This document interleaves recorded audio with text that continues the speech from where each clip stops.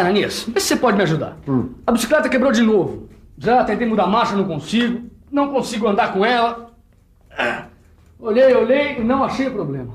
Olha, o problema deve estar aqui na corrente. Ela é que é responsável pela transmissão de força na bicicleta. Aliás, a teleaula de hoje continua transmitindo para você tudo sobre transmissão. Hoje você vai aprender sobre as correntes. Elas são elementos fundamentais na transmissão da força e estão presentes em muitos equipamentos, desde uma simples bicicleta até grandes máquinas de transporte de carga. Na teleaula de hoje, você vai ver que existem vários tipos de correntes e vai aprender que elas atendem diferentes exigências e necessidades. Caio, a coisa aqui está um pouco complicada. Não tem jeito, né, Ananias? Tudo bem. A gente tem a teleaula de hoje toda para resolver o seu problema e para aprender tudo sobre correntes e o seu papel na transmissão de força. Legal. Vamos nessa?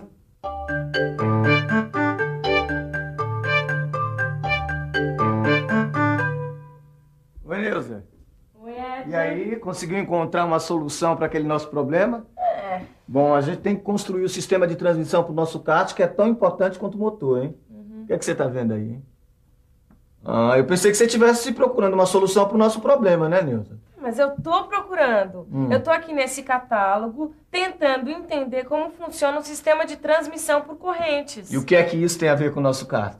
Tem a ver que o sistema de transmissão por correntes é um sistema de transmissão de força muito utilizado em veículos. E se eu conseguir entender esse conceito, eu vou conseguir ter uma ideia para construir a transmissão do nosso kart.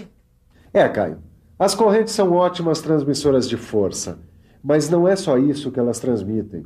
Elas permitem que as duas engrenagens girem no mesmo sentido, diferente das outras engrenagens. Ananias, então elas transmitem no sentido da rotação. A transmissão por correntes é muito importante na indústria. Muitas máquinas dependem das correntes para funcionar. Mas as correntes nunca estão sozinhas, elas estão sempre acompanhadas pelas engrenagens. Na verdade, o que acontece é uma transferência de força de uma engrenagem para outra através da corrente. Os dentes da engrenagem se encaixam nos elos da corrente. E aí estamos prontos, preparados para a transmissão de força e de rotação. E aí, Ananias, descobriu qual é o problema? Ainda não, mas eu acho que eu estou chegando lá. Estou achando que o problema está aqui, nessas engrenagens. Você não andou caindo com essa bicicleta, não? Caí. A semana passada, chegando em casa, eu derrapei numa poça. Tinha acabado de chover, né? Será que foi isso? Pode ser. As engrenagens podem ter afrouxado com a queda. E aí, como você continua andando, elas podem ter saído do lugar. Claro. Para uma boa transmissão de força e rotação, é preciso que as engrenagens estejam no mesmo plano. Quer dizer, a posição das engrenagens é muito importante para uma boa transmissão. No seu livro, você vai encontrar todos os detalhes sobre as posições das engrenagens. Depois da teleaula, engate uma primeira no seu livro de estudos e confira a posição em que aparecem as engrenagens e como elas aumentam ou diminuem a eficiência do sistema. E se as posições da engrenagem podem variar e influenciar a eficiência do sistema, a mesma coisa acontece com os tipos de corrente. São vários os modelos, cada um com uma característica para um determinado tipo de trabalho. São 5 os principais tipos de corrente. Olha só, a corrente de rolo, que é a mais forte. A corrente de bucha, que reduz o barulho e o desgaste. A de dentes, que distribui melhor o peso. A de articulação desmontável, que facilita a troca da corrente. E a de transporte de carga, que é conhecida como corrente GAU, que possui grande reforço. Bom, se são vários tipos de correntes, com certeza nós vamos ter características diferentes, né? Eu já aprendi em mecânica que praticamente todos os elementos sofrem modificações para atender às diversas necessidades. É isso aí, Caio. Dá só uma olhada na diferença entre essas duas correntes aqui. Essa aqui é a corrente de rolo simples, está vendo? Ela normalmente é feita de aço temperado. Aqui está o rolo, aqui o pino, e essas pecinhas aqui são chamadas de talas. Tala interna e tala externa. E, finalmente, aqui está a bucha, Fica aqui dentro do rolo. É bom lembrar que as correntes de rolo podem ser simples ou dupla, como essa aqui. Ou ainda, tripla, como essa aqui, Todo o conjunto das peças da corrente de rolo é mantido fechado por cupilhas ou travas elásticas. Essa aqui, ó. Tá certo. Eu já vi os componentes da corrente de rolo. E você disse que um desses elementos, desses componentes, se chama bucha.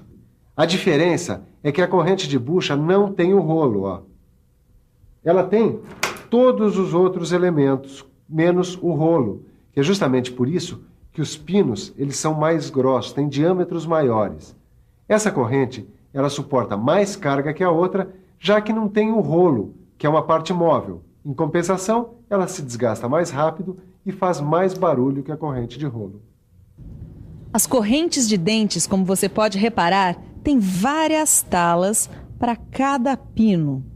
Quanto mais talas, as correntes podem ser mais largas e mais resistentes. Bom, a gente já viu uma série de correntes, né? De bucha, de rolo, de dentes. Bom, o que é que está faltando? Aqui, ó. As correntes de articulação desmontável e as correntes de transporte de cargas. Mas nesse catálogo não fica muito claro quais são os componentes dessas correntes, né, Ed? Eu acho melhor a gente dar uma olhada no computador para ver como é que elas são montadas, essas correntes. Olha só. A corrente de articulação desmontável tem os pinos feitos de aço e os elos são fundidos já na forma de corrente. Assim fica garantida a resistência dessa corrente.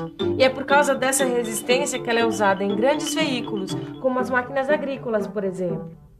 Bom, Ananias, nós já passamos por quase todos os tipos de correntes usados na transmissão. Agora eu tô ficando craque no assunto. É isso aí, Caio. Depois, quando você for estudar no seu livro, você vai ver que não tem segredo nenhum. Claro. E você também. Não esqueça, hein? Tá tudo explicadinho no seu livro. Agora, Caio, vamos fechar o último elo dessa corrente. Vamos ver as correntes de transporte de carga. São dois tipos, a corrente Gauss e a corrente de aço de seção redonda. A corrente Gauss, ó, ela tem 4 talas por elo. E é isso que garante a resistência desse tipo de corrente. Já a corrente de aço de seção redonda, ela tem características parecidas com a corrente Gauss quanto à resistência e a capacidade de transmissão de grandes forças. Então, quando eu precisar utilizar uma máquina de peso que usa esse tipo de corrente, eu posso ficar sossegado quanto à transmissão de resistência e força. Claro, mas tem que ir com calma, porque essas correntes aqui, elas não são próprias para altas velocidades. Elas trabalham bem em baixa velocidade e também suportam grandes forças. Transmitir grande quantidade de força e operar em baixas rotações são características comuns a todos os sistemas de transmissões por corrente. Mas existem alguns recursos que podem aumentar a velocidade de transmissões por corrente. São dispositivos especiais que melhoram ainda mais a eficiência das transmissões por corrente. É isso! Amortecedores especiais. Se nós quisermos uma transmissão por corrente com alta velocidade tangencial, todo o sistema vai sofrer choques periódicos. É por isso que os amortecedores especiais ajudam a reduzir isso. Não, peraí, Edgar, peraí. Repete tudinho, porque eu não entendi nada do que você disse. Bom, é o seguinte, Nilza, ó. Quando você tem um sistema de transmissão por corrente funcionando em alta rotação, a velocidade tangencial da corrente aumenta. E aumenta também a oscilação. Tudo bem, mas o que é velocidade tangencial? Em outras palavras, é a tendência que a corrente tem de não fazer a curva da engrenagem. Ou seja, os elos da corrente tendem a se manter em linha reta e a sair pela tangente da engrenagem sem fazer a curva. Essa tendência provoca grandes oscilações ao longo da corrente. Oscilações que aumentam com o aumento da velocidade, mas que podem ser reduzidas pelo uso de amortecedores especiais. Isso aqui também é um amortecedor especial? Não. O nome disso é esticador. Repare bem. No câmbio da bicicleta, as engrenagens, ó, elas são colocadas umas sobre as outras. Quando isso acontece, você precisa de um esticador que é para corrigir a posição da corrente e assim melhorar o contato entre as engrenagens. Bom, quando a velocidade tangencial é muito grande, você pode usar os amortecedores. E agora, quando uma engrenagem está sobre a outra, o esticador resolve. Agora, o que acontece quando uma engrenagem está muito longe da outra? Quando as engrenagens estão distantes uma da outra, o que acontece é a protenção. Ou seja, o próprio peso da corrente faz com que ela forme uma barriga ao longo do sistema, diminuindo a eficiência de transmissão. E para acabar com a barriga, o melhor mesmo é colocar guias ou apoios para corrigir a trajetória da corrente. Ufa, quanta coisa, hein, Neuza? Bom, eu acho que quando a gente terminar essas teleaulas sobre transmissão, a gente vai construir direitinho a transmissão do nosso kart, viu? Isso com certeza, né, Ed? Mas sabe que eu ainda tô sentindo falta de alguma coisa?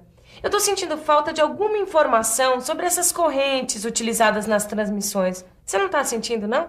Não. Quer dizer, não. O que poderia estar faltando? Eu não sei. Essas correntes, elas não têm dimensões? Como são indicadas as dimensões das correntes? É claro que as correntes têm dimensões. Aliás, como qualquer peça mecânica. Tá bom, Ananias, mas que dimensões são essas? Olha, Caio, no caso das correntes de transmissão, é fundamental saber a resistência dos materiais usados na montagem da corrente. Olha, eu tenho certeza que você vai lembrar de como é especificada a resistência dos materiais. Lembra das nossas teleaulas de normalização? Ah, claro, lembrei. A especificação de resistência dos materiais é dada pelas normas DIN. Grande, garoto, é isso mesmo. As normas DIN especificam a resistência de cada um dos elementos das correntes e das engrenagens, das talas, eixos, buchas, rolos, pinos e todos os componentes do sistema de transmissão. E você? Lembra bem das normas DIN? Se você não lembra, pegue seu livro, veja a seção Normalização, que lá está tudo explicadinho, direitinho. Agora, se você lembra bem, mas bem mesmo, assim mesmo, dê uma olhadinha. É sempre bom a gente consolidar aquilo que já sabe. E já que o importante é consolidar conhecimentos, vamos terminar essa nossa teleaula sobre transmissão com correntes, fazendo uma ligação direta com a revisão. Enquanto isso, eu espero para ver se a bicicleta fica pronta ou não fica, né? E atenção, se liga aí, que é hora da revisão. Na teleaula de hoje, você aprendeu que existem vários tipos de correntes que podem ser usadas como elementos de transmissão. Você viu os importantes tipos de correntes: a corrente de rolo, a corrente de bucha, a corrente de dentes, de articulação desmontável, a corrente de aço com seção redonda e a corrente Gauss. Você aprendeu que as correntes estão sempre juntas com engrenagens nos sistemas de transmissão e que esses sistemas são muito importantes nas indústrias e em vários veículos. Além disso, você viu que a eficiência dos sistemas de transmissão pode ser aumentada com o uso de dispositivos especiais. Eu tenho certeza que você recebeu toda a nossa transmissão de informações sobre correntes.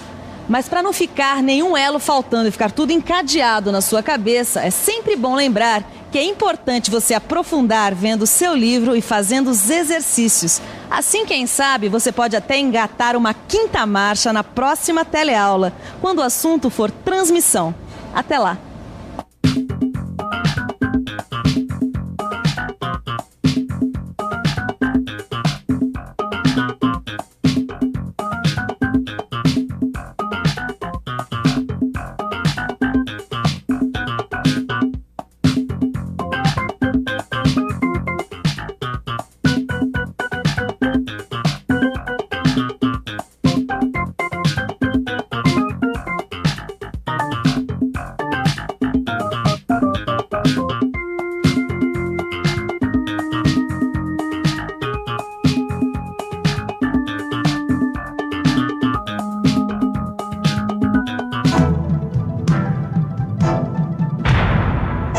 Telecurso 2000, um programa de educação do Sistema Fiesp e da Fundação Roberto Marinho.